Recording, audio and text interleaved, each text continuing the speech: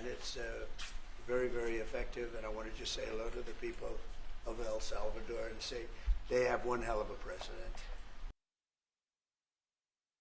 I know him as a very young man, Marco, even younger than you. You know, he started pretty young. And, He'll always be younger. young at heart. But I want to thank you for the great job you're doing. I appreciate it. Thank you. Thank you. Well, it's an honor to be here in the Oval Office with the president. We're very happy, and we're very eager to.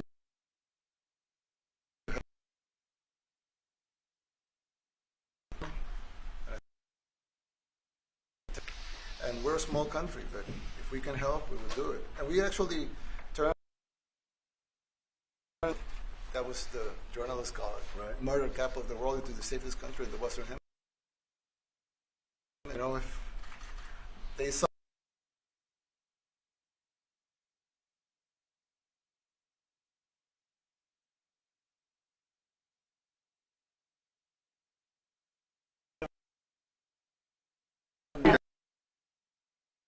president, you have 350 million people to liberate.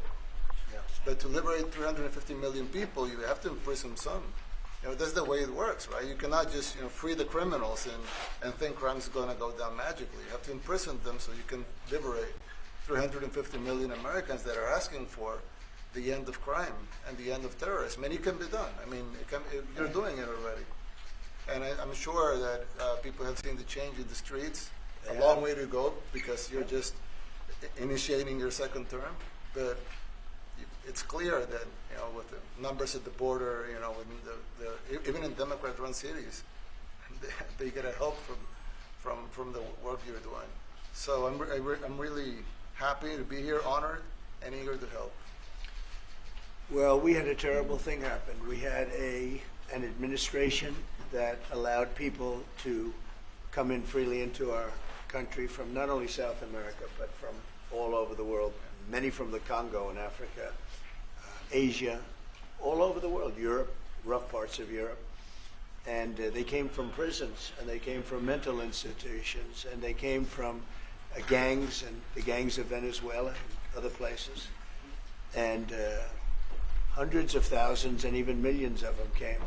21 million people altogether, but many of the people that came, just a tremendous percentage of them were criminals, in some cases violent criminals. We had 11,088 known murderers. Half of them murdered more than one person. This was allowed by a man who, what he did to our country is just unbelievable. So we're straightening it out. We're getting them out. But what they did and what that party did to our country, open borders, anybody could come in. As soon as I heard that, I said, every prison's going to be emptied out into our country. That's what happened. And we're straightening it out. And we just had numbers. We had the highest recruiting numbers in the history of our country going into police departments. And a year ago, we had the lowest numbers. You couldn't hire a biggest change. Yeah. Nobody's From ever the seen. lowest to the highest. And the military now, Marines, the Army, Air Force, Coast Guard, every slot is, I mean, we have the best numbers we've ever had. We call it recruitment numbers. And we've never had anything like it. We had records on at every single level. But very important, the policemen. The policemen are joining forces now that we really were having a hard time with policemen because we weren't protecting our police. Yeah. And we cherish our police. The police are great, and the firemen and everybody else. But we have the highest numbers that we've ever had, the most enthusiasm. Great enthusiasm. And on trade and other things, we're doing great. We're taking in billions and billions of dollars. We made, 2 weeks ago, I gave them a little bit of a pause because, you have to show a little flexibility, but we go back to what we have to do. The markets have been very strong once they got used to it, but we were losing $2 billion a day. There's no company big like this. No. This is the biggest deal ever made. Now we're making $3 billion a day. We're a great country, but we had stupid people running this country, and I can say it. But what they've done to us at the border should never and can never be forgotten. It's a sin, what they did. and you are helping us out, and we appreciate it. Thanks.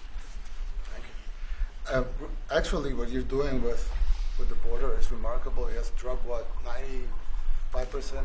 It's incredible. That, as of this morning, 99%, 99.1% to be exact. Why are those numbers not in the media? Well, they get out with the fake news, you know, like CNN over here doesn't want to put them out because they don't like putting out good numbers. They only like putting out because I think they hate our country, actually. But it's a shame. You're right. Isn't that a great question? Why doesn't the media? Why don't they put out numbers? Yeah, 99%. I mean, it's crazy, right? We're doing It's great. a crazy turnaround. Christy, could you maybe say a couple of words about the border? How we're doing? It's just been absolutely phenomenal what a great leader can do. Clear direction. Our laws matter. We should only have people in our country that love us, and the Border Patrol and our ICE officers and law enforcement officers have done fantastic work. So we're proud of them. Now we just need to get the criminals and murderers and rapists and dangerous gang members and terrorist organizations out of our country. So, Mr. President Bukele, we thank you very much for your partnership. It has been wonderful for us to be able to have somewhere to send the worst of the worst and someone to partner with. And we'd like to continue that partnership because it's been a powerful message of consequences. Mr. President, you wanted people to know that there was consequences if you break our laws and harm our people and endanger families. And this is a clear consequence for the worst of the worst that we have somewhere to put them. Thank you very much. Yeah, we even had this gang member from Venezuela, one of the ones you sent, and we interviewed him just to get some information, etc., from them. And he said, "Oh, well, I got arrested 6 times, but they released me the 6th time, so I should be released again."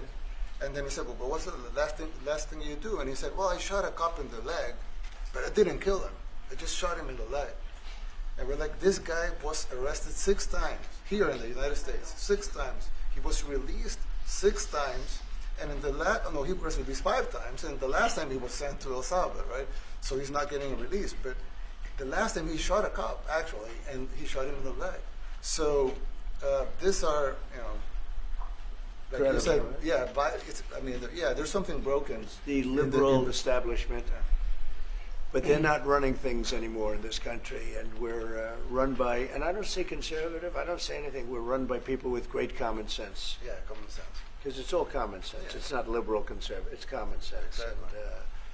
And, do you allow men to play in women's sports? Do you allow men to box your women and box? Because I know you have a lot of boxing in your that's country. violence. That's abuse of a violence woman. against women. It's abuse of a woman. Totally. But we have people that fight to the death because they think men should be able to play in women's sports. And some of those sports, it wouldn't matter much, but it still matters. But some of them are very dangerous for women. Some years ago, I would say a decade ago or so, women rights movements were pressuring so that we enacted specific laws to avoid men abusing women. And I think those laws were great because there were a lot of men abusing women. But now some of the same people are trying to backtrack on that and actually trying to make new laws allowing men to abuse women in sport. So actually that doesn't make sense. In sports. It doesn't make sense. It's crazy. They have weightlifting records, right? Yeah. A woman gets up, lifts weights, she's incredible. A guy gets up and beats her by 100 pounds. What are you going to do? A record that hadn't been broken in 18 years. They put on an ounce and an ounce, quarter of an ounce, eighth of an ounce for 18 years. Now they have a guy come up, ping. The whole thing is crazy. But they continue to fight. And I don't like talking about it because I want to save it for just before the next election. I said to my people, don't even talk about it because they'll change. And but I watched this morning, there was a congressman fighting to the death for men to play against women in sports. And you say to yourself, why? What are they doing, right? What are they doing? But your country's not too big in that. No, of course not. We're big in protecting women. We're good. Yeah. That's right. It's a very important form of protection, too. And as you can see, most of my cabinet are women, so. That's impressive. Yeah. That's why you And run they're it. not DEI hires or anything. They They're can just be great done. at what they do, right? That's right. This is very impressive. Yeah, This no. is a first. We've had women But we've never had 3 of them right here. That's 4 and 3 And men. look who we have. You guys feel a little bit mistreated? That's good. I like it. We've been advanced. I've been very advanced in that regard too. We have Pam, who's been so Yes, I know. fantastic. Christy. And the most powerful woman they say I anywhere in the know, world. exactly. She's rated. They're all afraid of her. Susie Wells. They say, oh, she's tough. Most powerful woman in the world, according to magazines. What do I know? Yes. But I think she probably is. Yeah, she probably is. You know, she probably is. Congratulations. And you know, Stephen, who's done such a great job. Yes. We have great He's people. very famous too. But we love working with him. He really lets them have it. Right? Yeah, exactly. There's exactly. no games. No. It's very good. He knows. Do you have any questions, please? Go. Let's not start with CNN because they're just so wrong. Yeah, please. Yeah, thank you, Mr. President. You repeatedly mentioned last night that Russia's attack on Ukraine was a mistake. What is the exact mistake? And have you given Putin a deadline to actually move toward a ceasefire? The mistake was letting the war happen. If Biden were competent, and if Zelensky were competent, and I don't know that he is. We had a rough session with this guy over here. He just kept asking for more and more. That war should have never been allowed to happen. That war, I went 4 years and Putin wouldn't even bring it up. And as soon as the election was rigged and I wasn't here, that war started. There was no way that war should have been allowed to happen. And Biden should have stopped it. And you take a look at Putin. I'm not saying anybody's an angel. But I will tell you, I went 4 years and it wasn't even a question. He would never, and I told him, don't do it. You're not going to do it. And it was the apple of his eye, but there was no way that he would have done it. All you had to do is lower oil prices. If you lowered oil prices, Biden kept the prices so high because he made it impossible to get it. If you lowered oil prices, you would have never had the war. But you wouldn't have had it with me anyway. That war would have never happened. And I think it's a great abuse. So now what do? You get a country where 25% of its land is gone, and the best locations, where millions of people are killed. You know, you haven't reported accurately the death. And this was Biden's war, and I'm trying to stop it. And I think we're going to do a good job. I hope we're going to do.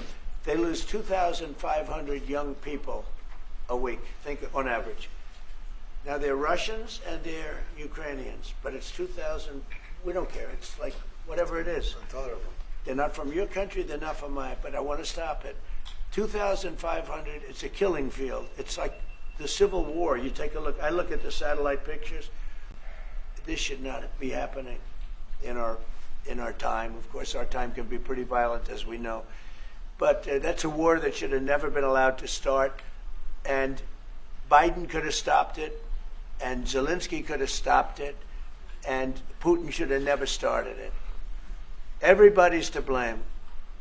Have you spoken to President Zelensky, sir, about his offer to purchase more Patriot missile batteries? Oh, I don't know. He's always looking to purchase missiles. You know, he's against. Listen, when you start a war, you got to know that you can win the war, right? You don't start a war against somebody that's 20 times your size, and then hope that people give you some missiles. If we didn't give them what we gave, remember, I gave them javelins. That's how they won their first big battle with the tanks that got stuck in the mud, and they took them out with javelins. They have an expression that Obama at the time, Obama gave them sheets and Trump gave them javelins. But just something that should have never happened. It's a really shame. The towns are destroyed. Towns and cities are, largely destroyed. They have the spires, the beautiful spires that go up. They say they were the most beautiful in the world in Ukraine for whatever reason, but the most beautiful in the world, they're mostly laying on their side, shattered and broken.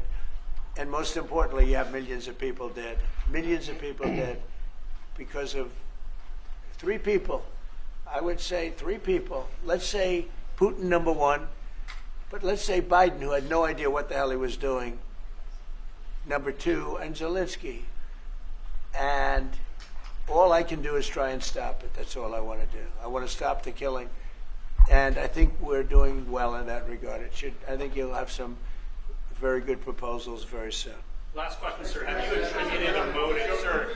Have you attributed a motive through the FBI investigation behind the attack on Governor Josh Shapiro over the weekend? No, I haven't, but the attacker was not a fan of Trump, I understand, just from what I read and from what I've been told. The attacker basically wasn't a fan of anybody. It's probably just a whack job, and certainly a thing like that cannot be allowed to happen. Okay. Good relation with President Bukele, the best guarantee that this time you won't terminate the temporary... I have a great relationship with this man. I have the best relationship with him. We've known each other. I've known him since he was a very young man, as I said, very, very young, and I was impressed. I said, look how this guy is. In fact, you sort of look like a teenager. You still you look like a teenager. I said, what kind of a country is this? He grew up well in the last 5 years. Do you support the extension for nationals of El Salvador under... I support him. Do you plan to ask him? I support him. Go ahead. Let's hear the question from this very low-rated anchor at CNN. Low-rated. Which one is that? The man who was mistakenly deported to El Salvador. Well, let me ask Pam. Would you answer that question? Sure, President. First and foremost, he was illegally in our country. He had been illegally in our country. And in 2019, two courts, an immigration court and an appellate immigration court, ruled that he was a member of MS-13 and he was illegally in our country. Right now, it was additional paperwork had needed to be done. That's up to El Salvador if they want to return him. That's not up to us. The Supreme Court ruled, President, that if, as El Salvador wants to return him, this is international matters, foreign affairs, if they wanted to return him, we would facilitate it, meaning provide a plane. So will you return him? And you are doing a great job. Thank you, Pam. Stephen Miller, wait a minute. Could you just also respond to that question? Because, it's asked by CNN, and they always ask it with a slant because they're totally slanted because they don't know what's happening. That's why nobody's watching them. But would you answer that question also, please? Yes, gladly. So, as Pam mentioned, there's an illegal alien from El Salvador. So, with respect to you, he's a citizen of El Salvador. So, it's very arrogant even for American media to suggest that we would even tell El Salvador how to handle their own citizens as a starting point. As two immigration courts found that he was a member of MS-13. When President Trump declared MS-13 to be a foreign terrorist organization, that meant that he was no longer eligible under federal law, which I'm sure you know, you're very familiar with the INA, that he was no longer eligible for any form of immigration relief in the United States. So we had a deportation order that was valid, which meant that under our law, he's not even allowed to be present in the United States and had to be returned because of the foreign terrorist designation. This issue was then, by a district court judge, completely inverted, and a district court judge tried to tell the administration that they had to kidnap a citizen of El Salvador and fly him back here. That issue was raised to the Supreme Court, and the Supreme Court said the district court order was unlawful, and its main components were reversed 9-0 unanimously, stating clearly that neither Secretary of State nor the President could be compelled by anybody to forcibly retrieve a citizen of El Salvador from El Salvador, who again is a member of MS-13, which, as I'm sure you understand, rapes little girls, murders women, murders children, is engaged in the most barbaric activities in the world, and I can promise you, if he was your neighbor, you would move right away. So you don't plan But to the ask Supreme for Court is permission to asking get him to... back? And that- what was the is ruling that your in the Supreme Court, Steve? Was it 9-0? Yes, it was a 9-0 In our favor. in our favor against the district court ruling, saying that no district court has the power to compel the foreign policy function of the United States. As Pam said, the ruling solely stated that if this individual, at El Salvador's sole discretion, was sent back to our country, that we could deport him a second time. Well, No version of this legally ends up with him ever living here because he is a citizen of El Salvador. That is the president of El Salvador. Your questions about it for the court can only be directed to him. I asked ¿Se lo liberaría, Presidente Bukele? Can President Bukele weigh in on this? Do you plan to return him? Well, I'm supposed to not suggesting that I smuggle a terrorist into the United States, right? It's I mean, only how can I smuggle? How can I return him to the United States? Like I smuggle him into the United States, or what do I do? Of course, I'm not going to do it. It's like, the question is preposterous. How can I smuggle a terrorist into the United States. I don't have the power to return him to the United States. But you could release him inside El Salvador. Yeah, but I'm not releasing. I mean, we're not very fond of releasing terrorists into our country. I mean, we just turned the murder capital of the world into the safest country of the Western Hemisphere, and you want us to go back into the releasing criminals so we can go back to being the murder capital of the world? No, that's not going to happen. Well, they'd love to have a criminal, Yeah, released into our I mean, there's So, a fascination. They would love it. That Yeah. They're sick. These are sick people. Marco, do you have something to say about it? Yeah, I mean, Stephen outlined it. I don't understand what the confusion is. This individual is a citizen of El Salvador. He was illegally in the United States and was returned to his country. That's where you deport people, back to their country of origin. Except for Venezuela, that wasn't refusing to take people back, or places like that. I can tell you this, Mr. President. No, the foreign policy of the United States is conducted by the President of the United States, not by a court. And no court in the United States has a right to conduct the foreign policy of the United States. It's that simple. End of story. And that's what the Supreme Court held, by the way, to Marco's point. The Supreme Court said exactly what Marco said, that no court has the authority to compel the foreign policy function of the United States. We won a case 9-0, and people like CNN are portraying it as a loss, as usual, because they want foreign terrorists in the country who kidnap women and children. But President Trump, his policy is foreign terrorists that are here illegally get expelled from the country, which, by the way, is a 90-10 issue. Well, Mr. President, you said that if the Supreme Court said someone needed to be returned, that you would abide by that. You said that on your correspondence just 2 days ago. How long do we have to answer this question from you? Why don't you just say, isn't it wonderful that we're keeping criminals out of our country? Why can't you just say that? Why do you go over and over, and that's why nobody watches you anymore? You have no credibility. Please, go ahead. President Trump, thank you very much. How many illegal criminals are you planning on exporting to El Salvador? And President Kelly, how many are you willing to take from the U.S.? As many as possible. And I just asked the president, it's this massive complex that he built, jail complex. I said, can you build some more of them, please? As many as we can get out of our country that were allowed in here by incompetent Joe Biden through open borders. Open borders. You probably hear open borders and you can't even understand it because nobody can understand. Nobody smart or with common sense can understand it. So we have millions of people that should not be in this country that are dangerous. Not just people, because we have people, but we have millions of people that are murderers, drug dealers. They've been allowed to come into our country by other countries that were very smart. When they heard that this very low IQ president, and by the way, I took my cognitive exam as part of my physical exam, and I got the highest mark, and one of the doctors said, sir, I've never seen anybody get that was the highest mark. I hope you're happy with that, although they haven't been bugging me too much to take a cognitive, but I did do my physical and it was released. I hope you're all happy with it. I notice there's no question, so probably you are.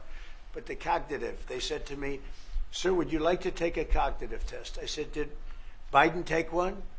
No. Did anybody take one? No, not too many people took them. I said, what about Obama? Did he take one? No, he didn't take one either. I said, let me be the only one to take one.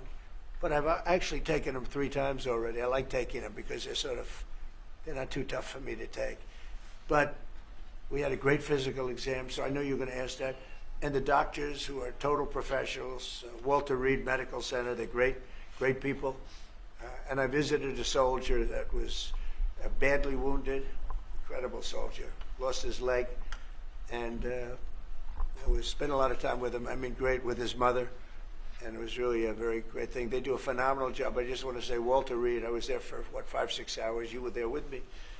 But I took a full physical, and it came out perfecto, so that's good. That means you've got me for a little longer. Would the U.S. be willing to pay for those facilities to be open if the U.S. were going to be built? I'd do something. We'd help them out, yeah. We help them out. They're great facilities, very strong facilities, and they don't play games. I'd like to go a step further. I mean, I said it to Pam. I don't know what the laws are. We always have to obey the laws, but we also have homegrown criminals that push people into subways, that hit elderly ladies on the back of the head with a baseball bat when they're not looking, that are absolute monsters. I'd like to include them in the group of people to get them out of the country, but you'll have to be looking at the laws on that, Steve, okay? President, you guys to be locking up these prisoners? And do you think more presidents should follow suit like you guys as far as taking a hard stance on crime and that? Well, I do. I think everybody has to. I mean, the president said it better than anybody. He said, you know, you have liberty and you have to have liberty, but to have liberty, not everybody is going to be good. And, you know, some are bad because they're sick. They're mentally deranged. They're bad. And you have to take them. If you're going to have a country, you're going to have to take those people out. And we've been doing that. But this was like an unforced error, they would call it, where we had people that may hate our country, or maybe they're just stupid people. I think they're probably stupid people more so. A lot of people said they did it for the vote, but I did better with Hispanic people than they did, because I always use Hispanic. I did better. You people love me. I saw my poll numbers in your country. I'm through the roof, right? 91%. No, some people think they do it for the vote. But they don't have to do it for the vote. They cheat. You know, they're professional cheaters. That's about the only thing they do well. So we just have had a great relationship, and it's become bigger because of a strange thing that happened. You know, I came back. We had no war in Ukraine. We had no war we had no October 7th Middle East problem. We had nothing. We had no inflation. We didn't have the Afghanistan, most embarrassing moment in the history of our country, the Afghanistan, not withdrawing, because I would have been out, you know, I had it all set to bring people out with dignity and pride. That was the worst, most embarrassing moment in the history of our country, Afghanistan. We didn't have any of that. You wouldn't have had the war with Russia, Ukraine. You wouldn't have had the Middle East problem because Iran was broke. They had no money because we had secondary sanctions on and lots of other sanctions. And now every single thing, got a problem with Iran, but I'll solve that problem. That's almost an easy one. We got to solve a war that should have never started, Ukraine and Russia, and we'll get that solved. And we have to solve problems, and we already solved inflation. You know, if you look at the numbers are incredible, actually. Stock market's up, and we're not letting other countries take advantage of this country like they have for the last 40 years. So thank you very much. You have a question, please? Mr. President, thank you so much. You scored another major investment win this morning when NVIDIA pledged to build its AI supercomputer, the first time ever, right here in the United States. Thank you very much. That's a question I like. That's true. What is your reaction to this announcement, sir, and how will this positively benefit Americans across America? Well, it's one of the biggest announcements you'll ever hear, because NVIDIA, as you know, controls that almost the entire sector, which is one of the most important sectors in the world, between chips and semiconductors and everything else. And they're the biggest. And the other biggest we already have coming in and spending $300 billion, as you know. They announced 2 weeks ago. But NVIDIA is so highly respected. And this was an announcement that a lot of people, I knew it was going to happen, but not to the extent that it happened. It's big. And the reason they did it is because of the election on November 5th and because of a thing called tariffs. As I say, the most beautiful word in the dictionary. After love, God, relationship.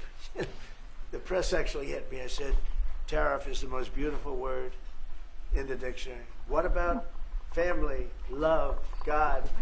So I got hit even on that. You understand? I said, okay. So now I say it's my fifth most favorite word, because they get you on anything. But that NVIDIA, it's one of the great companies of the world, modern, super modern companies, controls segments that nobody, you know, sort of controls the world in a sense, and they're coming in here in the biggest way with hundreds of billions of dollars. Not like millions of dollars, hundreds of billions of dollars, and I'm honored by it. And I want to thank Jensen and all of the people that we deal with. They're great people. They're brilliant people. And without tariffs, they wouldn't be doing it. Okay? Thank you very much.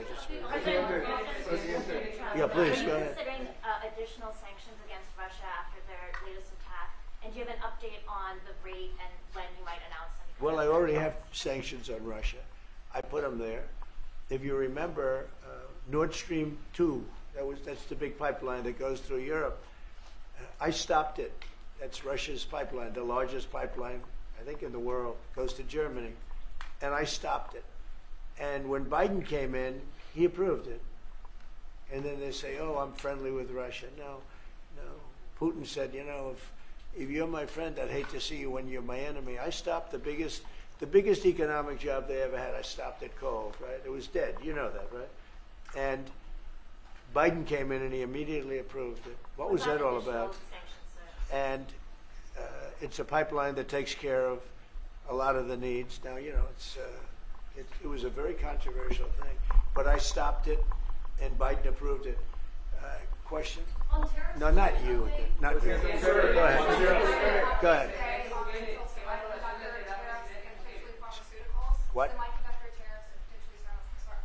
Pharmaceuticals we're going to do. We don't make our own drugs, our own pharmaceuticals. We don't make our own drugs anymore. The drug companies are in Ireland and they're in lots of other places, China.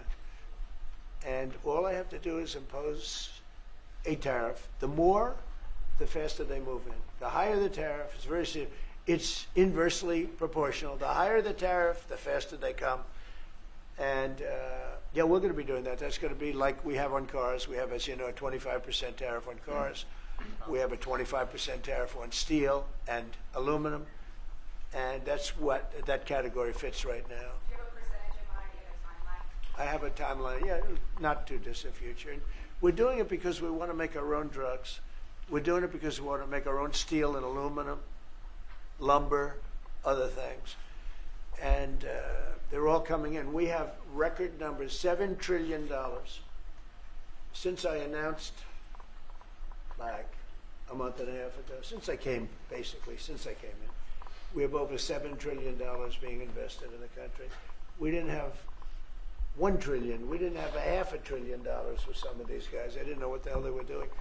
So we have the largest investment that we've ever heard of, and we're only 2 months in. And that'll continue at levels that you've never seen before. That's what's going to happen. And even the stock market's up today. It's we also had, you know, a lot of people didn't say it the way it was. We had the largest gain in the stock market in history on every single category last week. That was a nice game because we get a little hit because people didn't understand the power of our our country economically if you use it right. Do you have something to say on that, JD? Yes, sir. I mean, look, for 40 years we have lost manufacturing capacity. Workers have seen their wages stagnate, and some of the most critical things that we need, from the pharmaceuticals, the drugs that we give to our children, the antibiotics that we give to our kids, to the weapons that we actually need to fight a war, if God forbid we had to fight a war, we don't make enough of that stuff. And so President Trump ran explicitly on changing that. Yes, as the president mentioned, it caused a little bit of disruption in the market, but I actually think over the long term, workers are going to benefit, stocks are going to go up, American businesses are going to benefit as we reinvest and reindustrialize our country.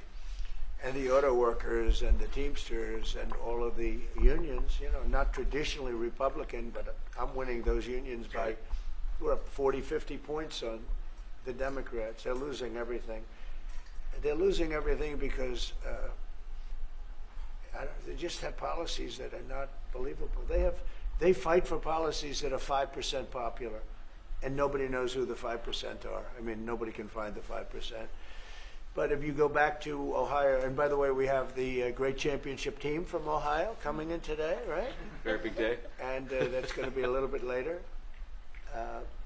And that'll be, if you want to stick around, I'll introduce you to some nice people. You'll see some very large people, right?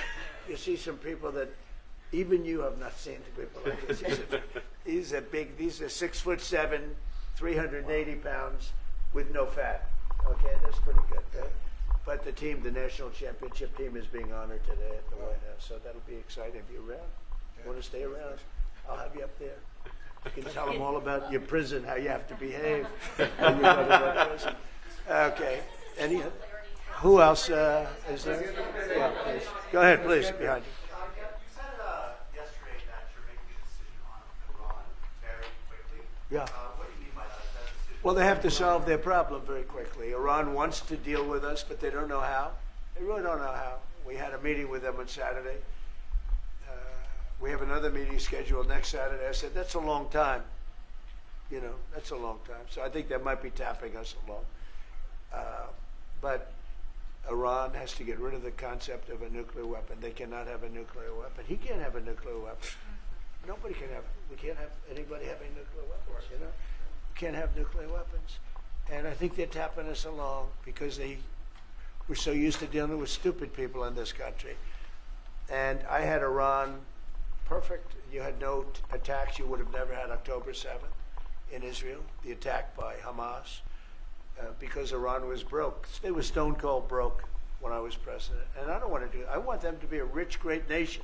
The only thing is, one thing, simple. It's really simple. They can't have a nuclear weapon. And they got to go fast because they're fairly close to having one. And they're not going to have one. And if we have to do something very harsh, we'll do it. And I'm not doing it for us. I'm doing it for the world. And these are radicalized people, and they cannot have a nuclear weapon. Does that include a potential strike on Iranian nuclear facility? Of course it does. And just a follow-up question, a clarification. You mentioned that you're open to deporting individuals that aren't foreign aliens, but criminals to El Salvador. Love it. Does that include potentially U.S. citizens fully naturalized in the region? If they're criminals and if they hit people with baseball bats over their head that happen to be 90 years old, and if they rape 87-year-old women in Coney Island, Brooklyn, yeah, that includes them. What, do you think there's a special category of person? They're as bad as anybody that comes in. We have bad ones too. And I'm all for it because we can do things with the president for less money and have great security. And we have a huge prison population. We have a huge number of prisons, and then we have the private prisons, and some are operated well, I guess, and some aren't. But he does a great job with that. We have others that we're negotiating with too. But no, if it's a homegrown criminal, I have no problem. Now, we're studying the laws right now. Pam is studying. If we can do that, that's good. And I'm talking about violent people. I'm talking about really bad people. Really bad people. Every bit as bad as the ones coming in. And I made the statement when I heard about this a long time ago now, 4 years ago. When I heard that this guy was having open borders, I said every single criminal from all over the world is going to be dumped into our country. And that's what happened. Jails. The jails of the Congo were emptied out. The jails of Venezuela were emptied out. And you know what happened? Their crime went way down. But now Venezuela has other problems. You know what the problem is? They have no money. Yeah. Because I shut off their oil, and we put secondary tariffs because they're not doing what's right over there. They know what to do. We spoke to them. I spoke to them. They know what to do. But they have no money. Venezuela has no money. But Iran had no money, and Iran behaved so beautifully. And then Biden took all those secondary tariffs and tariffs on. I told China, you can't buy oil. If you buy oil from Iran, China, I told it to President Xi, then we no longer want you to do business with the United States of America. And those ships disappeared from that harbor so quickly. China. Get along great with China. Are the talks with Iran productive? Do you want to continue that? What? The talks with Iran, do you believe those are productive? Do you want to continue that? I think Iran could be a great country as long as it doesn't have nuclear weapons. If they have nuclear weapons, they'll never get a chance to be a great country. They will never get a chance. It won't even come close. Sir Harris. Yeah. Yeah, thank you. Yesterday you mentioned short-lived product exemptions. Which specific products are you considering, and how long is short-lived? Weeks, months? I'm looking at something to help some of the car companies where they're switching to parts that were made in Canada, Mexico, and other places, and they need a little bit of time because they're going to make them here, but they need a little bit of time. So I'm talking about things like that. What about any Apple products, other cell phones?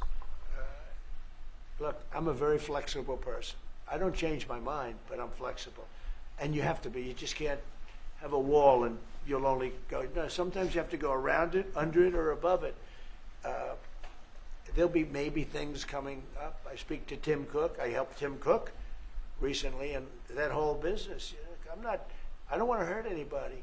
But the end result is we're going to get to the position of greatness for our country. We're the greatest economic power in the world if we're smart. If we're not smart, we're going to hurt our country very badly. We lost with China over the Biden years trillions of dollars on trade. Trillions of dollars. And he let them fleece us. And we can't do that anymore. And you know what? I don't blame China at all. I don't blame President Xi. I like him. He likes me. I mean, you know, who knows? Who the hell cares? Do you have any updates on But talks you know with what? China? What? Do you have any updates with talks with China? No, let me just tell you this.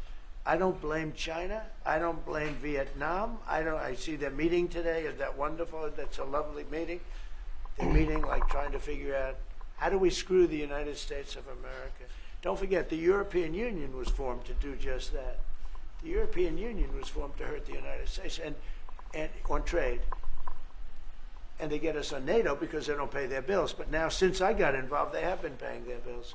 I took in over $600 billion for NATO. Nobody took in anything. I mean, they were all delinquent.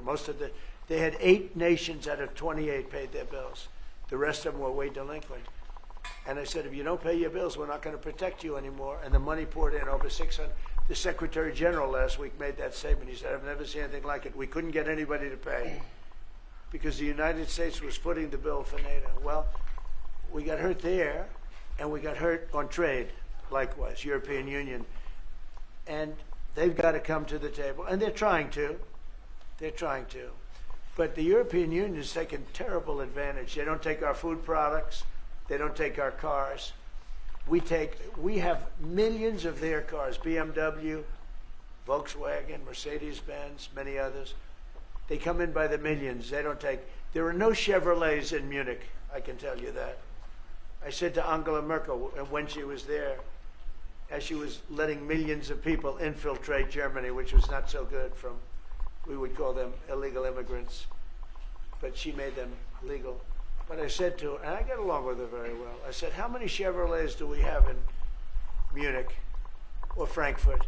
Why, none, Donald, none. I said, you're right. And yet we take in millions and millions of cars. No, those days are over. Okay. Thank you very much, everybody. Thank you, guys. Thank you.